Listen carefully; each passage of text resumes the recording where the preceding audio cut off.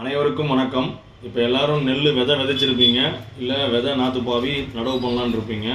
இந்த மாதிரி நேரத்தில் நெல்லில் அதிகமாக தாக்கக்கூடிய 2 புழு என்னென்னா, ஒன்று இலை சுருட்டு புழு, இன்னொன்று குருத்து புழு. இலை சுருட்டு புழு இலைக்கு நடுவில் உட்காந்துக்கிட்டு பச்சையத்தை சாப்பிட்றதுனால அதனால் ஒளி சேர்க்கை பண்ண முடியாது, அதனால் மகசூல் மொத்தத்தில் குறையும். குருத்து புழு குருத்தில் தாக்கம், அதனால் உணவு உற்பத்தியானது கதிருக்கு போகாததுனால கதிர் மணி பிடிக்காமல் அப்படியே பதறாக இருக்கும், பிடிச்சிட்டு தான் கையோடு வந்துடும். இது ரெண்டுக்கும் நம்ம பல ரசாயன மருந்துகள், பல பூச்சி மருந்துகள் அடிச்சிருப்போம், பெரிய அளவில் கண்ட்ரோல் கிடச்சிருக்காது. அப்போ இயற்கையிலே நம்மளுக்கு கடவுளால் கொடுக்கப்பட்ட ஒரு நல்ல மருந்து என்னன்னாக்கா, நல்ல தீர்வு என்னன்னாக்கா, இன்ஃபினிட்டி இல்லை பிவிரியா பசானியா, வெட்டிசிலியம், மெட்டாரைசம் 3 நுண்ணுயிர். 1 கிராமில் 1 கோடி நுண்ணுயிர் இருக்கும். இதை நீங்கள் ஆரம்பத்தில் இப்போவே அடியுரமாக கொடுக்கணும், இல்லை முதல் மேலுரமாக கொடுத்து முடிச்சிடணும், இல்லை 8 கிலோ பக்கெட்டோட போடலாம், இல்லை எருவோட கொடுத்துடணும். இதை கொடுத்துட்டோம் அப்படின்னாக்கா அந்த பயிரோட மொத்த வயசுலையும் இது நல்ல கண்ட்ரோல் கிடைக்கும்.